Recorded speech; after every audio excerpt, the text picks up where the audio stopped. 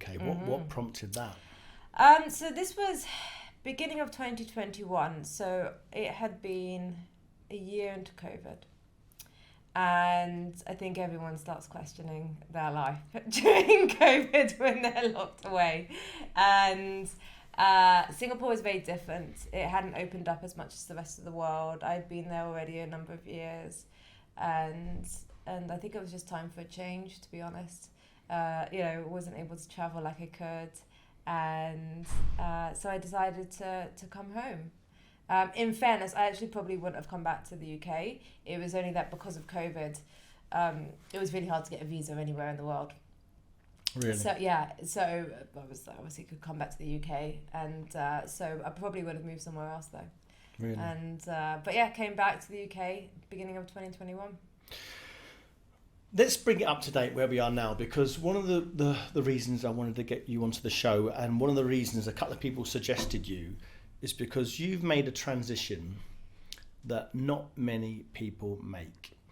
Going from an individual contributor into leadership. Now, many people do that move, but no one I know makes that move into a new company. Yeah. And you are now a leader for the first time in a new company that you've never sold, you've never done a demo, you've never managed anyone before, one-to-ones, in a new organisation. Why did you do that, and how did that come about? Well, so I mean, clearly Braze. So left Zendesk and made that decision to come to Braze, and they got in touch. And I mean, I knew Braze before. Right, I've been in CRM and customer engagement for a while, so I knew the company. I knew a lot of people had moved there. And I kind of already knew I wanted to go into management. And that was during my time at Zendesk. I'd already started to transition into this, quite organically into this, desire to be a manager.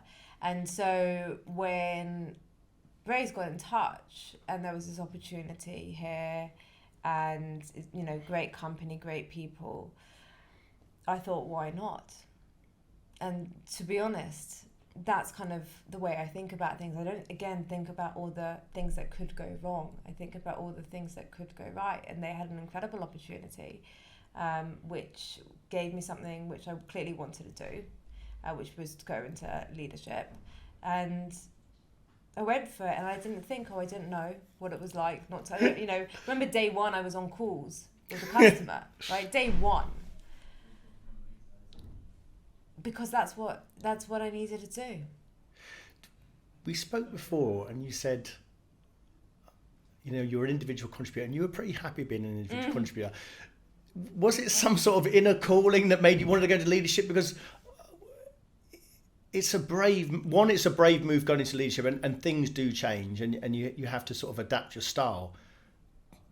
But I think it must be quite frightening to go into a brand new company. And you've just said, if someone asked me to go into a new company and they said, do a call day one, I wouldn't do it. Yeah. I'd be like, what do you mean do a call day one with a customer? It sounds, I would be apprehensive about it, really apprehensive. So what gave you the confidence to do that? And was there an inner calling? You suddenly thought, actually, it is time to go into leadership now. Yeah, no, I mean, it's funny because when people say when you go into leadership, the one thing you should make sure that you have is a manager to support you. And normally that comes from someone who you've been working with for a number of years. They know you're a good salesperson. They know that, you've got potential, and they support you while you make those mistakes in your first, few months or year of being a leader. And obviously I made that decision not to go by that and went and worked for a different company. But I think when I was working at Zendesk, I remember talking to my manager. I think it was only about 6-7 months before I left, and we were talking about my career and thinking about my next steps. And I said, oh no, I don't want to be a manager. I was a very successful AE. I was doing well. I was enjoying life. I was doing what I knew best. I was making good money. Why not? Why would you want to change this? And but then I started to change, and I started to really enjoy mentoring people, and I really enjoy, and the company. I remember they took me to Dublin to train the BDRs, and I was getting so much enjoyment from that. And I loved it. And then suddenly the thrill of sales wasn't as much as what it used to be, and I was getting more enjoyment from helping people, and it was kind of organic, and I knew that I was actually, this is where I need to go. So it wasn't I want to go make a decision, let's go be a manager now. It just happened. And I think that's the best way, because it is so different. Did you get any training? Because when I normally see organisations promote good individual contributors, maybe it might be a successful individual contributor, and they think, oh, actually, great idea to be a manager.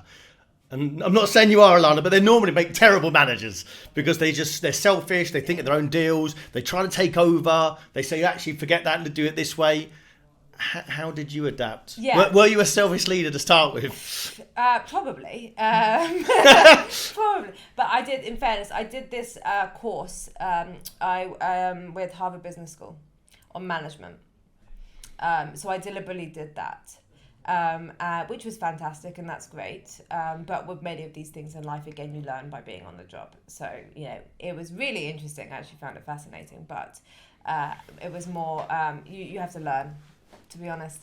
And so, the companies, they offer training, of course. Even now, we still do management training, and, I read books, and, I listen to podcasts, and I listen to, try and listen to from other great leaders. But no, I think a lot of these things you learn from being on the job, and not every good salesperson will make a great leader.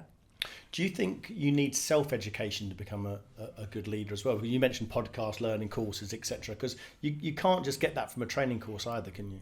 You can't. I personally, and people may disagree with me, and that's absolutely fine, but I don't think that you can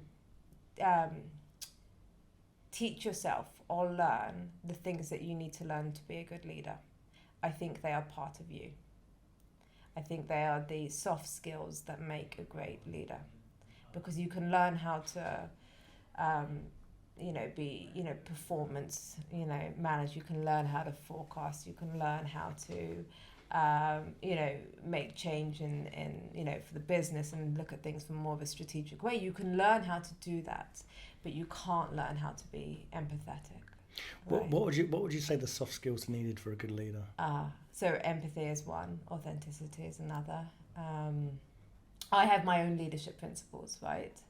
So when I think about the behavioural side, it is that authenticity and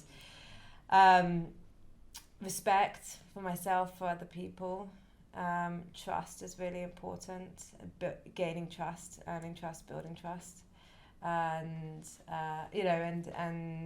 then always kind of thinking about performance, right? And what I mean by that is how I can be the best version of me as a leader, and how I can help people, and how I can help other people achieve in their career.